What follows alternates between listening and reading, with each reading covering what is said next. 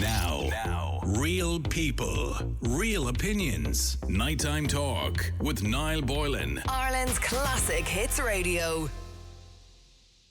I'm a little bit surprised by the story today because I thought it was already a thing. But clearly it wasn't. And we heard today in the news that a new collaboration between the Motor Insurance Bureau of Ireland and the Gardaí will allow the force to target more uninsured drivers. Gardaí will now receive an updated record of insurance details for every private vehicle every single night. Pardon me. The Bureau says there are almost 188,000 uninsured drivers in Ireland on the roads, which represents 1 in every 12 vehicles. So when you look around you tonight, 1 in every 12 vehicles you see most likely has no insurance whatsoever. That's a lot, isn't it? A lot of you are driving with no insurance. And I know there's a million reasons for that, by the way. Earlier this year, we heard this, just how this impacts other people, because the rest of us all have to pay for it, of course. We all pay a percentage and a levy to cover uninsured drivers. It was reported in April that motorists have paid $175 each to cover incidents caused by uninsured drivers in the last 5 years. So I've paid £175 on my insurance over the last 5 years to cover people who don't insure their cars. That's a bit unfair, isn't it? And there have been over 10,000 claims linked to uninsured drivers since 2018, according to new figures released by the Motor Insurers Bureau of Ireland. They're the ones who end up paying out, by the way, when somebody has an accident with somebody who's not insured. So those who don't pay increase the cost for the rest of us, essentially. And now it seems the Gardaí and the Motor Insurance Bureau are clamping down, and it's about time. But what I want to know is, can you blame somebody for driving uninsured? Now, we talk a lot about the cost of living crisis, don't we? We have a lot of empathy for people who are up to their necks in bills and car insurance. Well, it's one of those bills that might be tempting to skip because your car still runs. You can still go to work in it. You can still use it even if you don't pay. It isn't like gas or electricity that'll cut off. In other words, you don't pay your electricity bill, the lights go off. You don't pay your gas bill, it gets cold. So long as you aren't caught, you can drive away. And there is an argument. I'm not going to say it's a fair argument. And we had an email in before from a man who had 3 kids, a wife. He had no public transport to his job. He earned a small wage and he couldn't afford to insure his car. That was one of the bills that he had to cut back on to pay to feed his kids and everything else. And he said, I have to get to work. I have no other way of getting to work apart from using the car, and I can't afford to insure it. I can't afford the 700 or 800 quid or whatever it was to insure per year. So that was a bill that had to be cut out. And do you have any empathy for people in that situation? I mean, what would you do, for instance, if you were a single mother who had to put food on the table, had to get to work, and you couldn't, pay the insurance that month? Would you skip it? Or is that the height of selfishness? Would you judge somebody for driving with no insurance? If it was your brother or sister, for example, would you report them yourself for driving with no insurance? Because let's be clear about it. It is irresponsible. There's no two ways about it. Let me know what you think. The number is 087 188 0008. 087 188 0008. The question we're asking is, would you judge somebody for driving with no insurance? Or do you have some level of empathy? Now, some people just do it because they think they can get away with it. And they have the money, they just don't pay it. But others do it out of necessity. I would say 50-50 probably. Let me go to Jackie. Jackie, hi, how are you? How's it going, Niall? How are you this evening? I'm good, Jackie. I don't know whether I think this is more of a rural problem than a city problem because you're more likely to get caught in a city with no insurance. Well, no, I wouldn't be too sure about that because, we have a lot of checkpoints in various parts of rural Ireland, and particularly coming on and off motorways and coming into the major cities around Ireland. I suppose your researcher posing the question there this evening, and you're just after reiterating it there again. And the first thing that you have to always remember is basically it is illegal to drive on the Irish roads without insurance. But you're after putting a very heartfelt scenario across. But on the other hand of it, we've also got to remember the people that may have lost a loved one due to cars that haven't been insured. Yep. And I was actually very, very surprised by the figures that is there in relation to insured drivers in the country. 1 in 12 is a lot, isn't it? Yeah, 1 in 12 is a lot. We're the second highest in Europe. Second highest in Europe. Yeah. The one thing though, Niall, and I just had a little bit of time to do a little bit of looking up, and while all of this work has been arranged and done with the Gardaí and the insurance and the MIBI, yeah. And you said it there that the Garda will receive insurance records every night with insurance details for every private vehicle in the country, and they will get names, addresses, insurance policy holder, policy number, valid dates, vehicle reds, name drivers, and all of that sort of stuff. Now, I've just one very simple question, and it's a query. Where does GDPR come into that for the car owner? That is an interesting question. Now, mind you, in Britain, for example, every Garda car or police car has an APR unit, right, which is basically a camera on the front of the car connected to a system in the car, and they drive behind you for 2 seconds and they know whether your car is taxed and insured, right? Yeah, that part is okay, Niall. That's fine. But I thought the guards already had this APR app, because I was stopped one night. And 2 guards, one got out to the window and asked me for my licence, and the other fellow went behind and he took a picture of the reg. And I said to the guard, why is he taking a picture of your reg? Oh, no, he's just checking for your insurance. And I went, oh, okay. So he said they have a mobile app. So I thought they already had this system. Yeah. Yeah, the system is one thing, but I mean we've often seen, as we call them down the country, the hairdryers sticking out of the side of the car. But that's part of it is fine. But if there is a database there, and let's just say I have my car, I certainly, while I give my information in confidentiality to my insurance company, etc., etc., etc., I certainly didn't give it to anybody else to go and pass it around various organisations and stuff like that, just to make sure that I, as a citizen of this country, am insured. I'm a little bit concerned about that. But are you not required by law anyway to have your insurance in the window displayed to everybody, including members of the general public? Now I know your name is not on it. You are, but you don't have your name, you don't have your address, you don't have your date of birth or anything like that. Well, no, I don't. Well, now hang on. Let's pull back a little bit there. I don't know what information the guards are going to get from the Motor Insurance Bureau. Whether it may be just the reg of the car, the insurance, when it starts, when it ends, if it's third party, whatever, or fully comprehensive, and who's insured in the vehicle. I don't know what information they actually get. There may be a limit to the information they get. There'd want to be. There'd have to be. And I suppose in relation to the question, would I judge somebody if it was an unusual circumstances like a mother not having food on the table? I think what we also need to look at is that we need better rates of insurance that are affordable, because insurance seems to be going higher and higher and higher every year. And yes, okay, because of the amount of people that are there. I would have empathy too, in the sense of if somebody is not able to put food on their table, what comes first realistically? It's a very, very hard choice. No, the food comes first, obviously. But here, and by the way, living in rural Ireland as well, of course, you have to take into consideration that there isn't an awful lot of public transport, and people do have to get to and from work. I understand that, and sometimes people can't afford it. But the argument for most people is, if you can't afford a car or the insurance in a car, you don't have it, and that's it. Well, Niall, it's amazing how we're having this discussion, and the same minister is responsible for all of this. The same minister is responsible for the Road Traffic Act 2023 and the enactment of that going back there in July. The same minister is responsible for the whole road transport and public transport system in this country. And I think, and I've said it in any interview I've done as part of Irish Rural Association's work, that the cart is continually being put in front of the horse. And people are trying to do their very, very best to meet all of these targets and to put that food on the table. And with all of these things that are there, be it rural or urban, we see it every day we get up. We're listening to people that are under so much stress. And you mentioned family members there. You also have to take into consideration, Niall, the mental well-being for all of those people.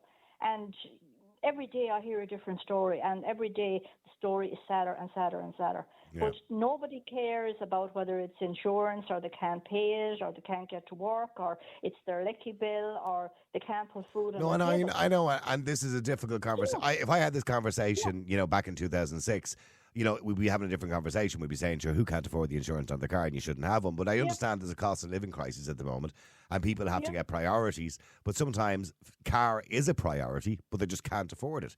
And as I mentioned earlier on, it's the one thing that keeps going even if you don't pay for it. So in other words, you can still drive the car even though you're not insured in it. You can, but there is also the situation as well where we see that the ordinary person, we say that maybe on a simple wage that is trying to feed the family, that may find themselves in a situation that they have to go to court. They may not be able to defend their case, but yet we actually have seen high-profile cases in the last 12 months in this country having their cases quashed. But they're quite. I'm going to say in this country on people who don't have insurance, they're quite lenient. Yeah. I mean, on average, nobody goes to jail unless you're involved in an accident as a court, whereas it's a fatality or something. Mm-hmm. Nobody will go to jail. At most, you're probably going to get, a €500 fine. You wouldn't even probably get that, €300 or €400 fine, and a few 5 penalty points in your license. So, would you do me a favour? Stay there, Jackie, for just for a second. Greg, hi, how are you? Hi, how are you doing? Greg, you've been listening to Jackie, and she understands why people might not have it. Not that she agrees with not having insurance in her car, but she understands in this modern world of cost of living crisis, why people might not have it. Can I just clear up that thing about what she said about the guards, what information you have? When they read your number plate, all it says is if the car's insured or not. Then when they stop you, then they ask your name. It doesn't give up your address and all that on there. It's only to tell you if the car's insured or not. It only bleeps up no insurance or no tax, like in the UK. It doesn't give you they can't get all their details, the driver and everything. That's why they have to stop you. I don't know. You're saying about GP. No, I'm telling you that from a guy. I do know that. Oh, okay. I'm not going to go into how I know, but I know. Okay, what are those units called in the UK? It's APR. I know some of the cars here have them. APR unit, isn't it? Yes, automatic number plate recognition. ANPR, that's it. ANPR. So everywhere. But the car doesn't have to be followed, go the opposite direction, and it just flashes up, and it just bleeps and says no license or no insurance or off the road, because they don't actually display tax disc or anything. So now, what you do is you just tax your car online. You don't have the disc. They save £1 million a year on that. So if there's no tax, it just says no tax. Then they stop you, find out who you are, and ask you the information, because obviously they can't get. Yeah, can I just, as a point of interest, before we go any further into the conversation, can I just say, can we stop putting tax discs and insurance discs in our window? It's not necessary anymore. It's completely unnecessary. We're the only country that still does it, by the way. Sorry, I just wanted to throw that in there. Yeah, I was like, well, in England you don't. Obviously, here you do. But doing that, that's how the guards used to check. Yeah. I mean, that's right. But now this new number plate is quite a good idea, and I understand people saying. That lady saying that, they've got to put bread on the table. Say they're driving their car and they knock someone over and kill them or seriously injure them. That person there might not be able to work or lose them all. How are they going to, the insurance would pay for that. But if you're not insured, that person there is their life, just because, I have to put bread on the table, right? If you haven't got insurance, you shouldn't drive. I know people say, there's reasons, we can't afford it. You can't afford it. I mean, I could turn around and say, I want to be a surgeon, but I don't want to bother going and getting me bits from the doctor. I've done it for a couple of years. I can just go and cut you open, and just because I think I can do it. Yeah, I and know. It's the same. And the thing is, I just heard on the radio today a man dying on the road, 2 kids hit on the road on scooters. And sometimes it's not the driver's fault. I'm not saying that, but obviously insurance will pay for any damages or compensation. Damage. If someone is in a wheelchair and they can't work, and they can't pay for their and it's not their fault, and the person who's driving it, I didn't have insurance because I couldn't afford. Who pays that? Who's going to look after that person? The tax people, or they're going to be. Well, it is paid now. Okay, so the situation is if an uninsured driver crashes into you and it's their fault, you then have to claim off what they call the Motor Insurance Bureau of Ireland, and we all pay a levy into that. Yeah, but it takes a long time to get that money, by the way. What actually happens is a woman hit me and she had no insurance. She went to the police station, and because I rang the insurance company and said, I want to make a claim. He goes, no insurance. It's out of date. She went to the police station, so I reported it, and she showed the document, and the guard says, no, we've chased you up, you haven't got it. And my insurance company said, we will only pay for the damage if she is prosecuted. So when they prosecuted that, they paid the damage, but I still had to pay the excess on my car. Yeah. I'd have to take her to court to get the excess back. Now, lucky my excess is only low. But if I had a €500 excess, I would have had to pay that. Not my fault. I was stationary and she hit my car. Yeah. And she went to the police station with a doctor. Oh, look, I've got it. But it was out. Okay, well, then what do you say, Greg? And I'm not saying I agree with this, but I'm just giving you the scenario. You know, somebody living in rural Ireland who has a job that's 15 or 20 miles away. It's not a great job. They get, a standard, maybe close to minimum wage. They have 3 kids. They have a wife, and I'm painting a very stereotypical picture here, but they barely have enough money to pay the bills. That with the cost of living nowadays, we all know how difficult it is for everybody. And insurance is just not in the budget. They just don't have the money. They don't have it. If they have to pay 90 quid a month for insurance, and that's roughly what it is for most people, 90 quid a month for insurance, that's less food on the table. Get a bicycle, cycle. Get a bicycle. It's not always an answer. You can't have insurance. So hang on, it's all right for some people to have insurance and not for other people, just because insurance is expensive, as we know that. And actually, insurance claims have gone down in the last. The insurance has still gone up. That's the government with levies and the companies being greedy. The insurance should go down because obviously there's been less claims. There's less claims now. Over the last few years, there's been definitely less claims. They're making more money. Let's clarify something here. Insurance is not really any more expensive than it was. You know, when I started driving first, my first car was a Fiat 127. Pardon me. And I was 21. I'd been on my father's insurance for 2 years before that. And this is going back 40 years ago. And my first insurance was £1,800. And the average insurance around that time was about £300 or £400 a year. You know, mine was £1,800 because I was only a young fella, right? Nowadays, the average insurance is somewhere between £400 and £600, depending on what you're driving. So it really hasn't gone up very much in 20 years. No, well, I'm telling you, it's gone up. Mine costs more than that. And I mean, how much is your insurance? How much is your insurance?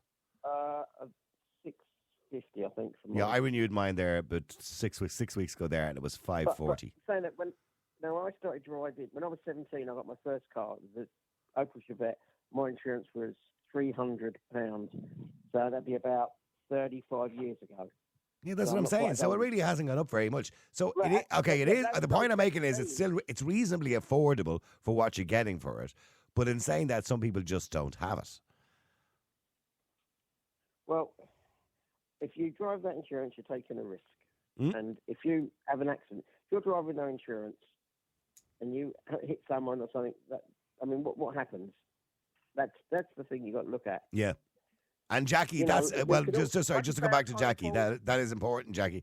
You know, that if you're on a country road or whatever it is and you hit somebody on a bicycle in your car, if you've insurance, everything's hunky-dory, it's sorted out. If you don't, they have to go through the Motor Insurance Bureau, and that could take years to get their compensation or whatever it is. So it's a difficult task if you're not insured. Oh, it's a conundrum. It's a conundrum, Niall, because, you know, like I said already, it is the law, and it is the law of the land. So what law? Who decides what laws you should listen to? Sorry? Who decides what law you should follow and what law you shouldn't? Well, I mean, that's up to each individual. I mean, if there's a law in the country, it's up to each individual to follow it. The laws are put there at this point in time in this conversation by An Garda Síochána and the insurance company, from what I'm reading in today's reports. And what Niall and his researcher said to me is they put that conundrum of this family. And it is realistically, whether, as I've said, it is law. Let's be very, very clear about that. And yes, we do have situations that even people listening to this show and this program tonight could have lost a loved one with a car or a vehicle that had an uninsured driver. And, you have to balance the budget. And to be quite honest, I could appreciate what you're saying, but saying get on a bike is not going to solve that problem either. Insurance in this country, and I mean, it's like, as I have previously said, whether it's electricity you're talking about or any other service in this country, people in those areas are making millions and millions of money in collecting premiums from people. We are, as they have said in another report today, we are actually in a recession. And it is high time that the likes of these companies brought down their insurance fees and their insurance rates. And at the end of the day, there is no reward for the people who do pay their insurance and who do everything by the book. If somebody, for argument's sake, and it happened to me to a certain degree in my business insurance, but if there's no reward for people who do everything correct, and their premium could go up, whether it's this 30 or 35 euro, because Joe or Mary Blogs down the road or somebody in another part of Ireland, rural or urban, is not paying their insurance. So we're actually dealing with a very tricky situation, but at the end of the day, it is the law. It is the law. It's the law. I mean, of the land. I know, Greg, you keep saying it's the law. You know, getting a television license is the law, but a massive amount of people this year have decided not to purchase one. Out of protest, probably more so than anything else, which is understandable after everything that's happened to some degree, although can I remind people that you're supposed to get it. So, you know... Hang on. Saying that, can I just say, me not buying if I didn't buy my TV licence, doesn't mean I hit someone and kill them and have no insurance to pay for them or to cover their... And then you're saying the insurance companies pay and stuff, but that's no good to the person there. Well, no, but there is technically a victim to you not paying your television licence. RTE suffer, and you know, and staff members could be reduced, and so there's victims to everything. Yeah. So what we're saying is, so who decides who's too poor to have insurance and who's too rich to have insurance? If you're rich enough, you should have it. If you're poor, you can't have it. That's not the way things go. Otherwise, you could say that for everything. You could say, oh, well, I don't want to do with that law because I can't afford it, or I don't want to do it because it's against me, or you know, the laws are there for everyone. Mm-hmm. And I know you're saying that if someone's food on the table, there is, you can get help. You know, what did people do before they all had cars? Yeah, no, well, they cycled, but in saying that, it was we lived in a very different world. You can't say before we had cars. We lived in a very different world. We go back to the 1950s. Yeah, we lived in a different world. Yeah. But what we're saying though is there's more cars on the road, there's more people, there's more everything, scooters. You should have insurance. And I know they're saying, and I agree, insurance companies, insurance should be half what it should be.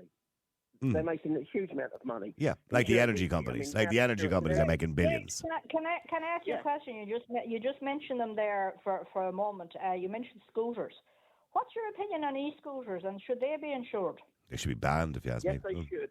They should be banned. They should have lights, and they should be insured, and they should have had to do a small test and have a plate or something on it, because they every day they go across the road the wrong way down the road to the red lights. They're worse than cyclists.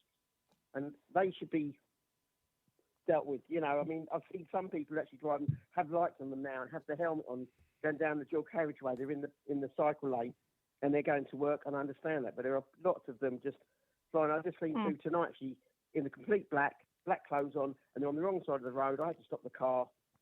And then yesterday, I was driving to my son to school, and there's a guy on a bicycle on the wrong side of the road looking at his phone. So I stopped the car, and he hit me. He looked up and he turns away, and I'm thinking, well, I'm not moving. I'm on the right side of the road. I'm stationary, and he nearly hit me with his bike because he was looking at his phone as he was cycling on with no hands. Yeah, that is a huge problem. Both of you stayed there, Jackie and Greg. Let me go to Carol. Carol, hi. How are you?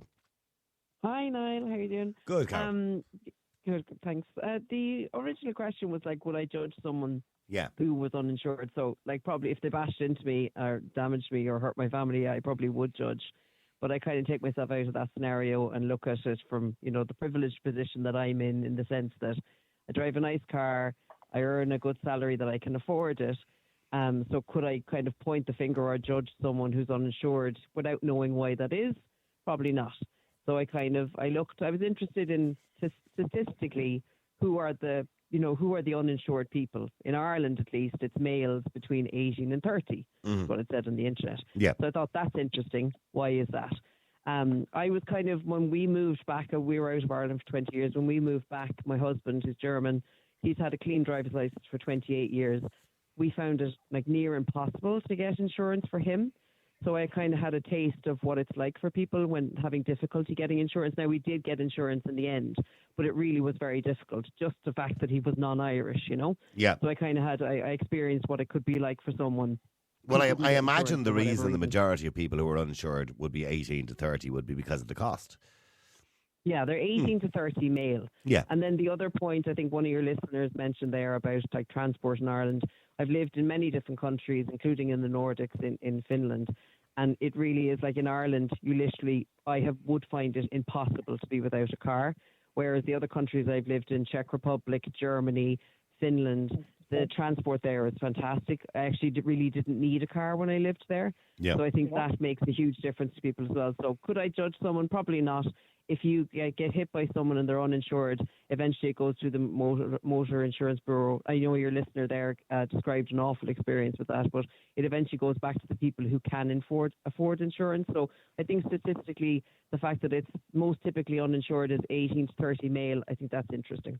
Yeah, and I think I say the reason that is because primarily they would be the ones that would be loaded and it would have the higher end policy. I think when you get to kind of my age, 60 years of age, you know, and your insurance is 500 and mine is 545 or something, whatever it was there 6 weeks ago, it's affordable. You know what I mean? But if it was 1,800, you know, I'd have to think twice. You know what I mean? So even for my husband, you know, German, 28 years clean license, it's over 1,000 for us. That's too high. Yeah, that's way too high. That's ridiculous. Yeah. You know what I mean? And the other thing as well is if you stop driving for more than a period of 2 years, or if you're out of the country for more than a period of 2 years, you lose your no claims bonus. That's ridiculous. Or if you come from America or another country with a full no claims bonus, it's not valid here. That's ridiculous. You know what I mean? All those things are ridiculous, but that's just insurance companies making money. You know what I mean? And they know how to make money. I think one thing I was talking about there with your researcher as well was, you know, the flooding in Middleton. I know it's a bit off topic, but I did look at those people who, you know, were damaged so severely, and, you know, the fact that a lot of them can't get full coverage because they're in flood risk areas. It did make me think about insurance. Now I'm all insured for everything, house, car, everything, but it did make me think about the insurance industry all up, and you know, it's a bit of a scam for people who, you know, the ones who need it, absolutely need it the most, can't get it. I think that can I ask a question of everybody here, maybe? And this is an observation I found during the floods, right? In both in Salthill and in Middleton and Cork in recent times. You see a big flood on the road, right? And you see a couple of cars trying to get through it, and they don't make it. So they stop halfway and they start floating or something like that, right? And then you see somebody else, they go, I'm going to give it a try. I'll get across that. Why do people do that? When you see another car stuck in a flood, why do people think that they're better and they're going to make it through? I just don't understand why people do that. You know, you're driving a 20 grand vehicle and you think you're going to make it through this water that's 4 foot deep. Cars are not amphibious vehicles. But yet people try it. I just find that bizarre. They should never be allowed to be insured again if they do something stupid as that.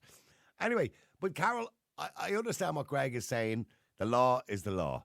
You know, if he wanted to cut somebody open, he has to learn to be a doctor. He can't just decide, I think I know how to do it. In other words, the law is the law. It's there for a reason. And that's why we have insurance, to cover people for compensation in case we hit them. So you're breaking the law. Yeah, I understand that, but the law isn't equal. And I mean, the conversation reminded me that I need to pay my TV license. But I don't know. I don't know about the analogy with the surgeon and all that. It's like, it's not equal. You know, it's not equal for everyone. There's people who are in privileged positions. They earn a good salary. They drive a nice car. They don't give a second thought to it. And there's people who are not in that position. So it's not equal. So I know the law is the law, but the law isn't equal either. Society isn't equal. So I don't think we can stand in judgment until we have more equality for people. Is that a fair point, Greg? Yeah, I understand it's a fair point. But what we're saying there is, who decides, I can't afford the insurance, I'll have to get something else? I think it should be done, sorry if I can interject, I think it should be done on salary. Like they do that in the Nordics when you have a speeding license, for example. If you earn a 6-figure salary, you have to pay more for someone fine. Who earns 30k. Yeah, for a fine, for a speeding fine. They do it it's a kind of grade A system based on your salary. I think insurance should be something like that. I don't know how we would do it, but it should be something that if you don't earn as much, your insurance isn't as much. If you earn more, your insurance is more. We had that conversation before when I think it was the head of Intel was stopped for speeding and he was given a €125,000 fine. And it was to do because of his salary or his weekly or monthly salary. Yeah, that was that in Sweden, I think. Wasn't it Sweden or something? Yeah. But I often wondered, is that fair as well? And I know you're saying, Carol, it is. But there's a reason that there's a blindfold on that woman that stands up in the forecourts with the scales in her hand. Everyone's the same. Everybody's the same. Yeah, justice should be. They're not all the same. Like, we want to believe that it is, but we're not the same. Like, we're not all in. Some of us are privileged and some of us aren't. Hang on. So the people who may have the money to pay for insurance, might have a nice car, might have a big mortgage, have a good salary, but their outgoings are higher. They pay more in tax. What if they can't afford to pay their insurance? But they're driving a big car and they have a big house. It's not always just people that are not earning great money. I mean, insurance is high for reason was they have a car and they've lost their job. I mean, the middle people seem to get squeezed. Yeah, by the way, Jackie, would you agree with that idea of paying less if you earn less? Well, Carol actually brought up two very interesting points there in relation to her comparison to the Nordic region. And again, that is something that hasn't ever been tried in Ireland. And I mean, that's a whole new discussion. And again, she bounced off from what I said about public transport in this country. And we see that all over the place, that if you honestly had a good transport service throughout the country, then I think you would find a situation that people would probably go from A to B with a car, park it up, hop on a bus, hop on a Lewis, hop on whatever that's convenient. But the transport system is so bad that even in a city, if you live, say, in Malahide and you want to go to Blanchardstown, you have to go into town, you have to get another bus back out again. You're looking at, a 2.5 hour journey, where if you have a car, you'll do it in 20 minutes. So for a lot of people, that's a massive inconvenience. It is a massive inconvenience on one hand, but you have a minister preaching that, and particularly in rural Ireland, that he wants all the cars off the road, and he's given us one car per village. She wants all the cattle out of the field as well, for God's sake. How the hell are we supposed to do that? By the way, this is the same minister who hasn't got stepped off a plane since the start of last summer. The amount of countries he's visited. We're not going to go near that minister now, because we'll definitely be on longer than your show tonight. Wow. But Carol does make a very interesting point in relation to the salary scale. Maybe it is something that could or should be looked at by the industry. And as I have already said, insurance companies are making way too much money. They are not the profits that these people have, not alone in insurance, but in various other suppliers that we're all using and all catering for every day we get up. They have massive profits. They shouldn't have massive profits. They should be able to blend that into the citizens of whichever country they're in. If it can happen in Sweden and it can happen in the Nordic areas, what the hell can't it happen in Ireland? Well, stay there. Well, hang on, both of you. Let me just go to Jason. Stay there, Carol and Jackie. Jason, hi, how are you? Good evening, Niall. Good evening, Jason. How are you? So, Jason, 1 in 12 drivers are not insured. Gardaí are going to have new equipment, a new app on their phone, they'll be able to tell if you're insured. What? Come here. I'm going to give you a laugh now. What did you say, 1 in 12? 1 in 12. All right, I'm sitting here now. The quick calculation, 85 trucks. 85 trucks around me. So many is that's not insured? No, they're all insured, I'm sure. No. Okay. I just want to use a comparison. No, I'm not. Actually, no, they're not. Okay, and I can guarantee you, I know 3 straight away that ain't insured in this country. All right? Well, that's shocking. No, it's not, and it's well known by the RSA, but they won't do nothing about it. All right? Well, if we're talking about the 85 that are there... We won't go down that road. I've always told you, I'm not too far from you, yeah? Yeah. You've always said, what's your biggest dream to drive, what? A bus. No, you're lying. Yeah, you told me a long time. A bus or a truck. A bus or a truck. I want to change the gears. Come here. There's no gears in trucks and buses anymore now. Stop. I was excited by the thought of it. No, I can get you one. I can get you one with 24, 16, whatever you want, pal. I told you, I'm less than 100 meters, 200 meters from you, aren't I? Yeah, just around the corner. You're yeah. So you know where I am, don't you? Yeah, I know exactly where you are in the port there. Yeah. In the garage, yeah. Yeah. Yeah. Imagine if 1 in 12 of us wasn't insured leaving here in the morning. That's 7. That's 7. Yeah, 7 is. Right. So there's 7 articulated vehicles, yeah?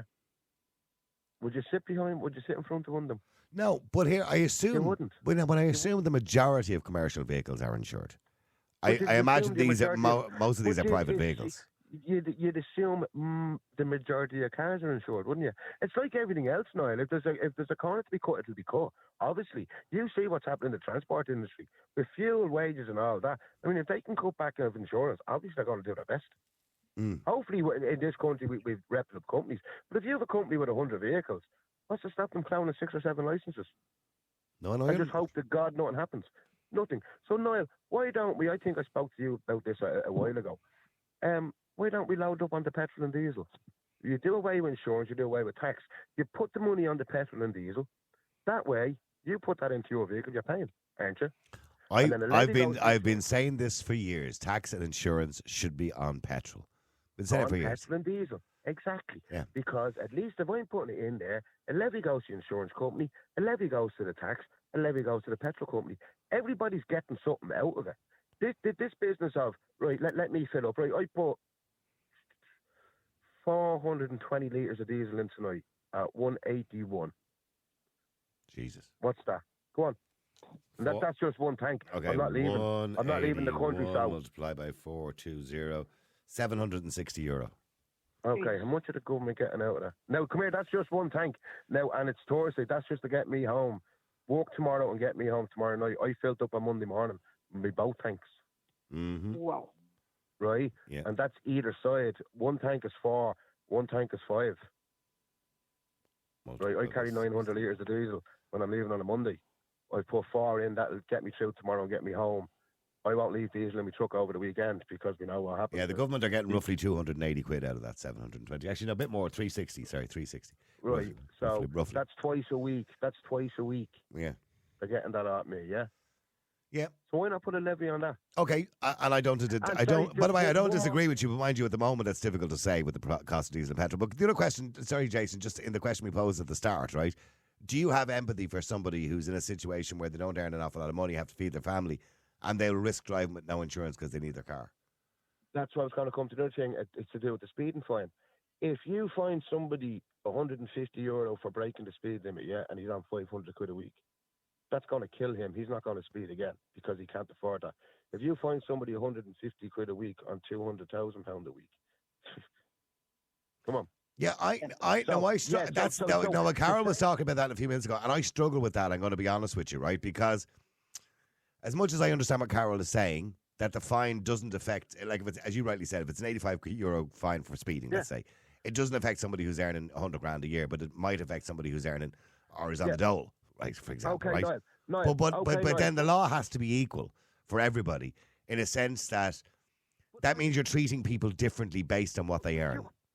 But of course you are, because a fine to a fella who earns 400, 500 quid a week, €150 for a speeding ticket, is going to have a detrimental effect on that man, on how he can feed his family. But they both broke the law. That will make him slow down quicker than a man who gets 150 quid fine who's on £1,000 a week. And it's like insurance. Everybody needs to get to work, okay? Now, you could be on a low-paid job. So, plus you could be living in an area that is blacklisted by insurance companies. So you're going to pay extra and extra and extra for your insurance. Number one, because you have an old car. Number two, because old cars are more likely to be robbed. Number three, if you're not earning enough, you're going to be living in a high-risk area, yeah? Yeah. So, there. And now, man number two drives £120,000 Mercedes, lives out in an affluent area in Dublin or in Wicklow or somewhere in the surrounding areas. He's going to pay cheaper insurance, which will have no effect on him because he just pay it. So, did you ever drive Did you ever drive a car with no insurance? Who, me? Yeah. Back when I was a young flight, no, but I'm going back to the 80s. Carol, did you ever drive a car with no insurance? When there was. Well, hang on, one at a time, Jason. Hang on. Carol, did you ever drive a car with no insurance? No. No. Jackie? I don't drive, Niall. Oh, do you not? Look at you. I'm going to fess up here, okay? You did? 7 years ago, I drove for 3 months with no insurance. And I'm going to tell you why. Was it out of necessity? No, not at all. So I'm going to tell you why. Okay. So I'm in the garden one day and I'm cleaning the car. And my son says to me, "Did you not get your new insurance disc?" So I was with 123 at the time. And I also had my house insurance at 123 as well at the same time, right? Yeah. And I went, "There you go with this." No, they must have sent it out to me. So I rang them up and I said, "Where's me insurance disc? I never got my new insurance disc. The other one's up 3 months." And they went, "Oh, hold on, me just check. Give me your policy number." Check. "Oh no, that insurance expired 3 months ago." I went, "Sorry?" "But it's a rolling thing." I said, "It was always, we stopped it rolling last year or whatever it was, right?" No. Oh. So they normally just renewed it automatically. But the reason I didn't notice it in my bank was because my house insurance was 123 at the time as well. So I saw that coming out and I just assumed that was it. Now, don't get me wrong, I insured it immediately when I realised it and sorted it out. Niall, can I cut in there, please? Yeah. It happened to me and I fell out with them. They were double charging me on the same car. no word of a lie, right? And I always had my insurance in, and I was getting these non-payment, and then the €10 fine because I was leaving it in. That's not fucking right. That's not right. This went down for just under a year before I copped it. I managed to cop it, and they told me the same thing. But when that happened, the rolling contract, they'd emailed me as well, and I'd ring them back and got a better deal off them. So on the rolling contract, they were charging me one price, right? But when I rang up to get my insurance for my contract, I got it cheaper, so I just went with that. I by the way, that's a little bit of advice I give to everybody. Never, ever get or renew your insurance online. Now, I know that's contrary to what every insurance company will tell you. They'll send you an email saying, 10% discount if you now do it online. Here you go. Don't. Ring them up and tell them you've got a cheaper quote somewhere else, and they'll give you a cheaper quote. Niall, make sure you cancel it. Niall, make sure you cancel the insurance with them. What happened with me was when I got the new policy online myself cheaper, I never cancelled the rollover one. They were double charging me for the same car for the second year, mate. And my account went into the years where my credit rating got slaughtered because I was getting non-payment. I was getting non-payment for 9 months. Right, okay. Well, that was just, I just wanted to explain my story that as soon as I realised, obviously, I insured the car. But what went through my head then was, God, if I had had an accident, I would have been rightly screwed. You know what I mean? Or if I had been caught, how embarrassing would that have been that I'm telling the guard I am insured and I actually wasn't for 3 months? That was terrible. I mean, it was awful. I mean, I don't condone that at all. And by the way, it was my own stupidity. I should have checked. But I just assumed, like every other year, it would just renew itself, like it does with the one I have at the moment. Just renews every year. They send me an email and I just renew it every year. It's not a big deal. Dave, hi. Fucking field break. You had a big dinner, did you? Oh, yeah, I look like twins right now, lad. How are you getting on cooking for yourself, Dave? All right, yeah? I have actually turned into a serious chef, I will have you know. Oh, good. Well, I'm glad to hear that. Yeah. Your wife would be proud of you. Yeah, no, she would. I'm after taking to it like a fish to water now, to be quite honest with you. I'm a great cook. Right, good. Okay, what did you make? What did you make for dinner tonight, Dave? My signature dish is spaghetti bolognese tonight because I just couldn't have been arsed. That's a lazy dish, yeah. Go on, yeah. Well, not really. No. When you start off when you're sautéing your onions and your garlic in the pan, and then you're seasoning your meats and stuff. You know what I mean? And you're using turkey mince, none of that dirty beef shit. So I can't beat a bit of beef. My signature dish, by the way, is stuffed steak and roast potatoes. Oh, that sounds nice. Yeah. Now, but you have to get the only problem is nowadays with so many, well, there isn't that many butchers anymore. There's all pre-packed meats now. It's hard to get a nice big piece of steak that you can stuff. Anyway, moving away from the stuffed steak and the bolognese because I'm starting to feel hungry. Tell us, do you have any understanding or empathy for somebody who'll drive a car, or the 1 in 12 people who drive cars with no insurance because maybe they can't afford it? That's a crazy high statistic, isn't it? It is. It's a lot. To be fair. But like, look, if you're a young person and, your feet are out of the fire, you're trying to get to work and blah, and you're paying like $2,500 a year insurance, fair enough. But like, if your insurance is €700 a year, it's about 70 quid a month, or if you pay like, if you're paying direct debit. I mean, that's not exactly like. But here's the problem: if you're 55, let's say, right, and you're working, you've got 4 or 5 kids or whatever it is, right, and let's say you have a little bit of a tip, and you tip the back of somebody, and they put a claim in, your insurance has now gone from 700 up to $2,000.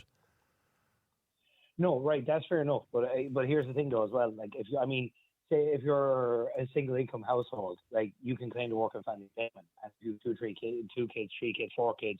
The ceiling keeps raising up. I know that. There are like a lot of supports out there for people on low incomes nowadays. Like I'm not trying to be a complete dickhead here. There are people who and I understand that, but the only thing I will say is I have always disagreed with the point of insurance going up when you have an accident. Yes, if you continue to have accidents or a certain amount within a certain period of time, it should go up. If somebody hits you and your insurance goes up, that's insane. Even if you hit somebody, say you tip the back of somebody or whatever, and they put a claim in for whiplash, your insurance goes up exponentially, but it shouldn't. That's the purpose of you having insurance in the first place.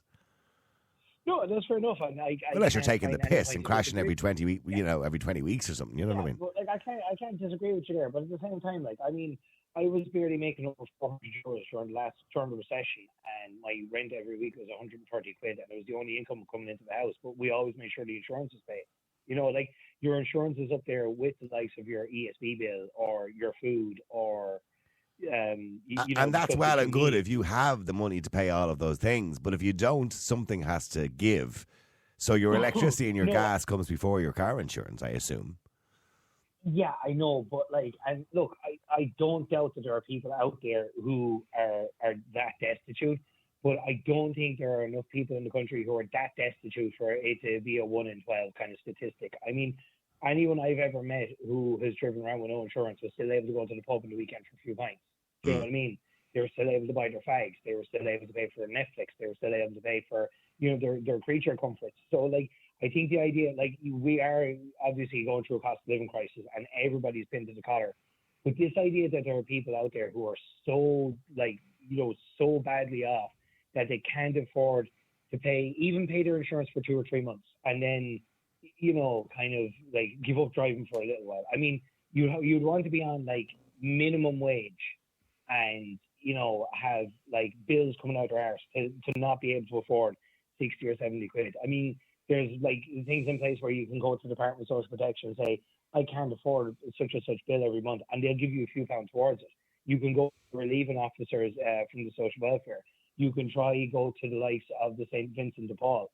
There are so many different avenues out there for people who are struggling that you can turn to. You know what I mean? Or unless you're just a really prideful person and you don't like taking handouts. And then if that's a crack, then you're just a dickhead. Like, look, if you are going to try to drive without insurance, you're going to drive without insurance. That's fair enough. I wouldn't necessarily judge you. I've always made sure my insurance is paid. What I don't like is, and I've met people who've done this, they've had insurance and they've either got caught or they've tipped it to someone and they're like, oh God, why is this happening to me? I can't believe this is happening. Oh, this is somebody else's fault. You know what I mean? Like, if you're going to make the decision and, you're going to get into an accident or you're going to put yourself in a position where you may get caught and you may get in trouble, well, you better put your big boy pants on and deal with the repercussions of your actions. And I've seen it, and I know people who've done it. They've gotten into a car with no insurance. One guy one time had a few pints in him, wrecked the car, and down into a farmer's field. Got in awful trouble with the guards. He was banned off the road for a couple of years, but it was everybody else's fucking fault except for his. Do you know what I mean? And the reason it wasn't his fault was, I wasn't able to pay my insurance this month, but he was able to go out to the pub, go and drinking that week. And probably drink the amount of money he could have paid for his insurance that month. Yeah. Yeah, like I do not for 1 second doubt that there are people who are struggling that much and they're in that tight of a position. But I don't believe that there are that many people there to justify 1 in 12. No, it's not justifying the 1 in 12 or the 166,000 people. It's just people chancing. But there is a percentage of them that can't afford it. There is. And do you know what? And if you have a tip or something like that and you're hauled in front of a judge, a lot of the time there's leniency shown if you're not acting the dickhead. You know what I mean? But a lot of it, I'd say, is people who live down the country have an old piece of shit car and they're like, you know what, sure, I'm just going to drive it like I stole it until I get caught. And well, Carol was right. She pointed out, by the way, the majority of uninsured drivers are men between the age of 18 and 30. And the reason for that is because the premiums would be higher, probably. So they have a lot more to pay, you know what I mean, and a lot more to get away with. Yeah, and men between the ages of 18 and 30 are more likely to chance it than a woman between the age of 18 and 30 because, women tend to have a little more grey matter between the ears when it comes to things like men are risk takers. Yes, they're risk takers. Yeah. Women have a little more in the way of impulse control than we do, Yeah. John, when I said men, this is how difficult it is working with some sort of lefty producer, right? When I said men are risk takers, she looked at me and rolled her eyes. You know what I mean? How am I meant to work with this? You know what I mean? How are they supposed to work with you, miserable crotchety or shite bag? True, this is true. Mr. I judge people for their neck curtains. Right? Come on out there off the high ground now. What, Jane, you don't believe that men are bigger risk takers, do you? Turn on the microphone, will you, and say something. Hold on. We very rarely let her speak. We let her speak every now and again. She's going. Jane is about to speak. All right. Go on, Jane. Hello. Yeah. So what are you saying? Men are risk takers? Yeah, when I said men are bigger risk takers, you rolled your eyes. Why? Because, it's just an annoying way of saying they're careless. It's a fancy way of saying men are more careless. They are. Yeah, great. Congratulations. But they are. I mean, look at TikTok videos of people doing stupid things and falling and crashing, and it's always men. But when you say risk takers, you make it sound like it's brave and courageous and cool. No, I don't. So No. say what it really is. It's stupid. Fun. Fun. No, it's some crack. No, it is. And look, I'll give you a perfect story. Do you remember during COVID when you could get a pint in the bar, but you couldn't drink it in the bar and you had to drink it outside? Yeah. Myself and a few of the boys went down to the Hinch for the day. Yeah. We were mugging pints of Guinness up down on the boardwalk, went up to the Cliffs of Moher. Sure, it was all free to go in. There was nobody there. One of the boys goes, lads, I know this really cool spot. Let's go have a look at it. We passed a sign that says, do not pass under threat of prosecution. And 5 minutes later, there was a couple of lads were leaning their heads over the cliff and taking selfies. If there were any of the girls there, right, like any of our partners there, we would not have done that. We would not have been allowed to do that. But we did, and I even said to one of the boys, I met him the following week. I goes, man, do you realise what we did last weekend? He goes, lad, stop. He goes, I thought about it in work on Monday morning. My legs started jelly. I know. I couldn't do that. I'm a huge fear of heights, by the way. I couldn't do that. But stay there. Let me go to Kathleen. Hang on, Dave. Kathleen, hi. Hello now. I'm good, Kathleen. How are you? Yes, I'm okay. Yeah, I'm just. I don't have a car. I remember when I was younger, I would have loved to get a car now, but really, what put me off was the insurance. The price of the insurance, oh my God. Yeah, it is expensive, yeah. And it's obviously very, very expensive. I think if you're going to get a car now, you want to make sure that you have the money for the insurance, surely. Well, you would imagine so, but for some people, a car is not a luxury. For some people, a car is a necessity. You know what I mean? I understand that. So if they haven't got the money and they need it, you know what I mean? Yeah, I understand that now. But if they haven't got insurance and they do hit somebody, then what happens to the person that, Well, the person that they hit goes to a lot of trouble to claim it off the state or to the Motor Insurance Bureau, but takes a long time. So, it can be more difficult, yes, and you may not get the same amount of compensation that you would get from a proper insurance company. But yes, it can be awkward if you crash into somebody with no insurance. Yeah, but I mean, the guards are probably they do watch motorists an awful lot, don't they now, because of the accidents that have happened. There's been some really bad fatalities, haven't there? That kind of a way now. Oh, you could only imagine if somebody was killed. Yes, yeah, I can imagine. Yeah, but I mean, surely, then if they're struggling to pay that insurance now. Would the insurance companies say, well, you do it per year, don't you? Per annum.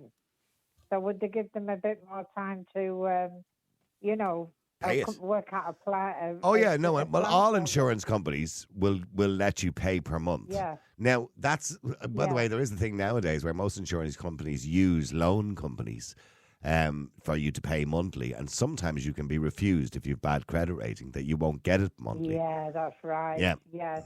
So. And the only other way that you could probably deal with it now would be the credit union if you borrowed the money from the credit union. Yeah, well, of course, then, you can stretch it out a bit more, Yeah, well, it works out probably about, between 70 and 100 a month. I imagine, Dave, is probably the average. Is it between 70 and 100 a month? Mine's about 70 a month, yeah. So, mine's about 700, so, it's average. Yeah, mine is 65 a month, I think, which is not too bad. Stay there for a second. I want to go to Peter Dooley as well. Peter, hi, how are you? Hi, Noel, how are you? Good, nice to talk to you, Peter Dooley, the man from the Renters Union. You too. Good to talk to you again. Yeah, Peter, were you shocked by the figure of 1 in 12 people are not insured in their cars? Well, a bit of me was and a bit of me wasn't. Like, I think it was, you could, obviously all your previous callers have spoken about the cost of living crisis and how many people are suffering in terms of struggling to get by. Oh, sorry, she's laughing. That's not what she's laughing at. Well, you can laugh. No, it was. She wasn't laughing at you, Peter. It's okay. Before she can laugh, but like, no, but in the context of what's going on in terms of more and more people are struggling to get by, it's not really a surprise. Like, and then we have all the issues around lack of public transport and all the other issues as well.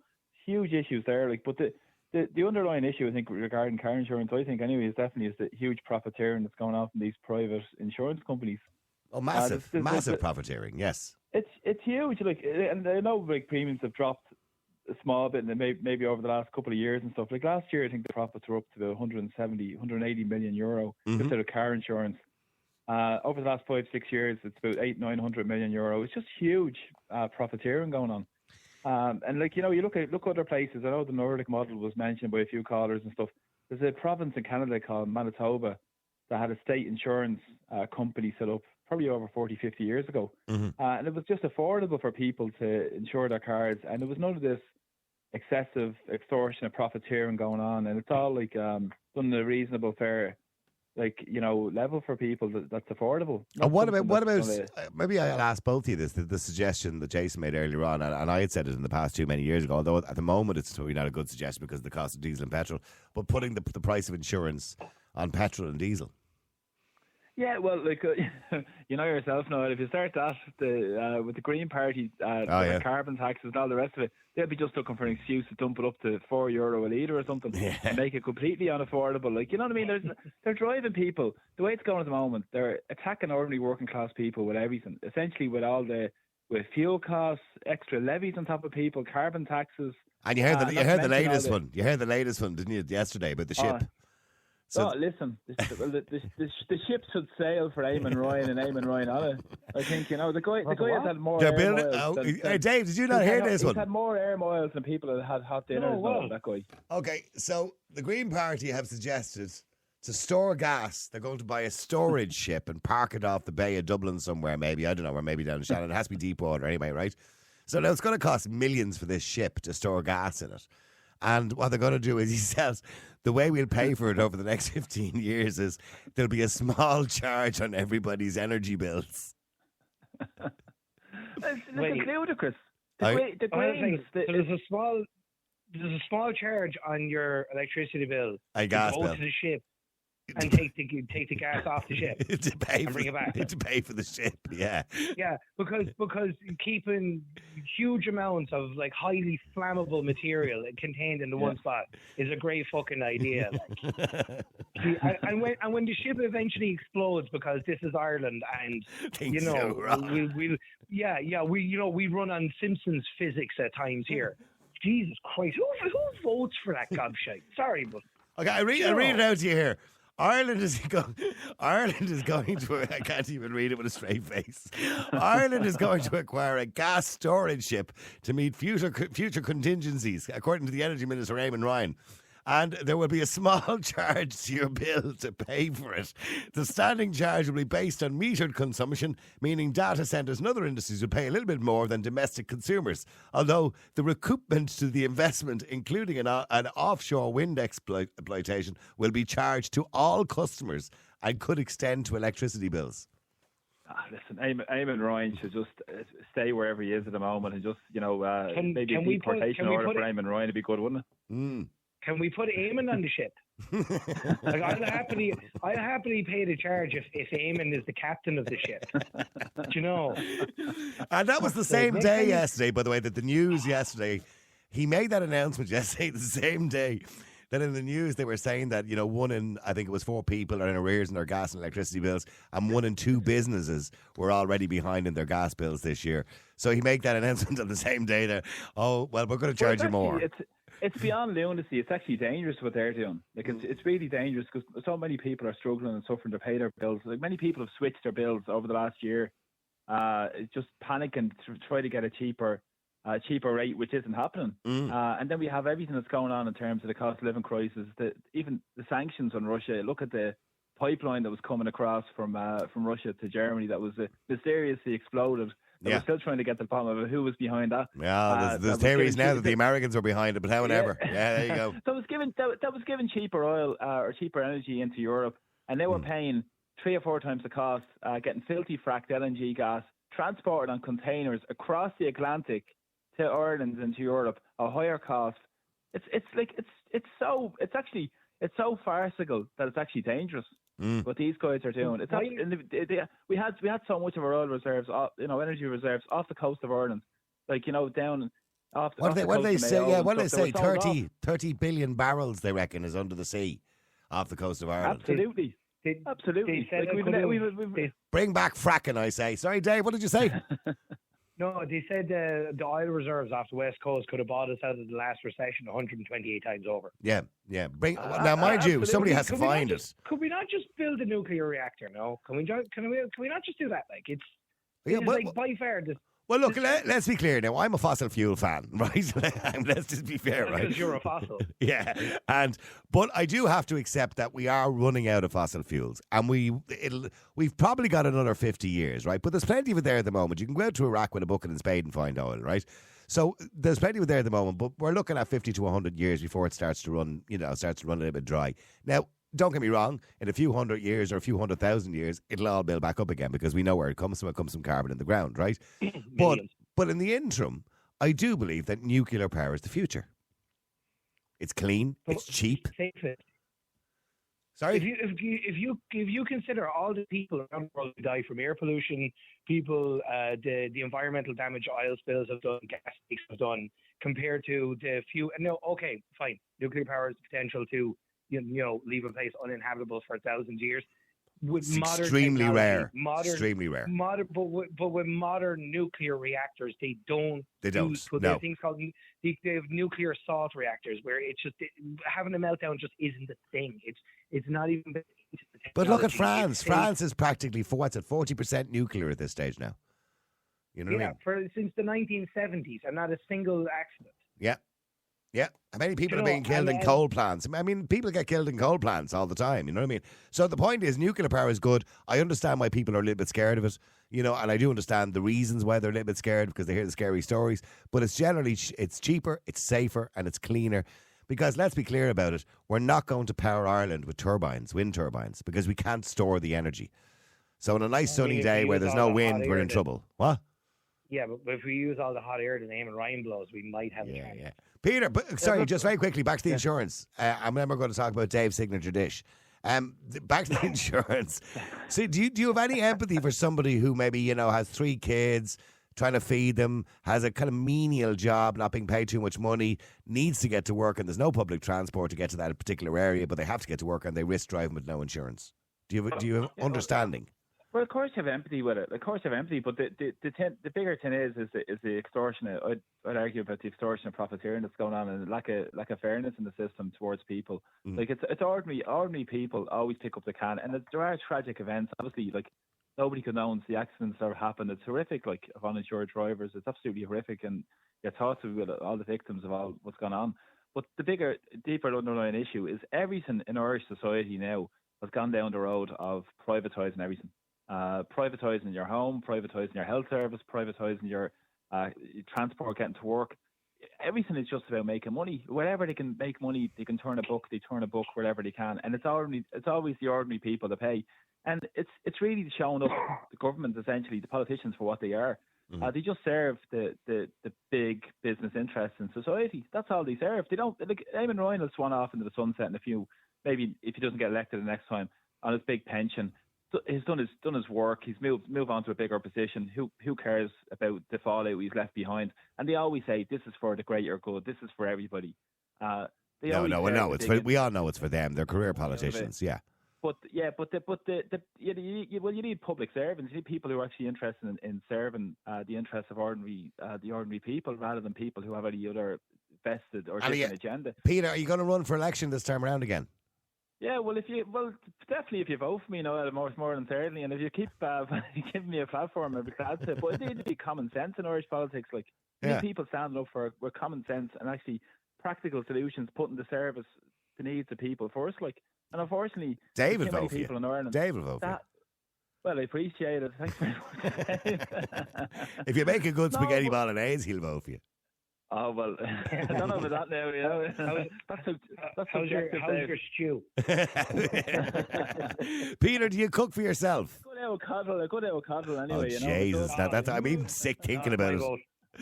My mum was great. My mum was great making the stew as well back in the day as well. So Nah, do you remember your mum would make the coddle and the rashers and the sausages and all? Would be thrown in. The sausages looked like little penises, and they were horrendous looking. They were. I'm a proud dub, and it's a good Dublin dish, isn't it? Like, so you have to be. What did you say, Dave? A pot of raw Mickey. It does. It looks like a pot filled with raw Mickeys. Why do you think the rest of the country doesn't like dubs when the height of their culinary expertise is fucking cod? Listen, we've more now. We could do a one-on-one as well, you know, Dave. No, but do you know what I mean? Spice bag. Dublin's biggest export. Yeah. Conor McGregor, junkies and cod. I'm sorry, lads. We don't need to eat cod anymore, lads. The famine is over. You can't beat it, Dave. You can't beat a spice bag. A good spice bag. Well, you know what? The Americans created modern Chinese food. Sandwich would be all right. A hang sandwich would be all right. And what did the Irish do? We perfected it. You know. Here's the thing. I only said this to somebody a while ago. If you went to China and asked for a chicken curry, they wouldn't know what you were talking about. Do you think Chinese people eat that fucking shit? Imagine going to China and you're delighted with yourself. You get to a restaurant and you go, "You got a bag of chicken balls and curry sauce and boiled rice." They'd be looking at you going, "Chickens what?" Well, when the Italians first came here, they did the ice cream shops initially, wasn't it? That's right, yeah. And even with the takeaways now, like takeaways for years and years was takeaways. And I have a brother-in-law who was two brother-in-laws who were Italians, like, you know, who were in the takeaway business and stuff. And that was traditionally the takeaways, and after that as well. And you go and say, would you eat that when you're in Italy? Like, no way. Look. Oh, no, the Italians would eat the shite that comes out of Irish Italian takeaways. I mean, those greasy looking chips, which are gorgeous and are diver. Oh, no, they are beautiful. Yeah, you wouldn't get them in Italy, but... But I mean, it's not like it's sort of traditional when they came as immigrants as well, like, you know what I mean. But they were a great tradition, like, with the ice cream shops in Scotland and in Ireland as well, and stuff as well. But I mean, that's just the way Ireland is, like, you know what I mean. At the end of the day, we're not like, you know, as a kid, Noel, we only had the basic stuff. When I was growing up, you know, we never had any fancy stuff like spaghetti bolognese that Dave's talking about. None of that stuff. All we had was the coddle. Never existed. Pizza, what was that? Get up early in the morning. That was it. First up, best dressed. Yeah, raw Mickey stew. There you go. There you go. I'll take my bolognese over your raw Mickey stew any day of the week. Thanks very much. David Peeler, listen, thank you very much. You've been a laugh apart from anything else.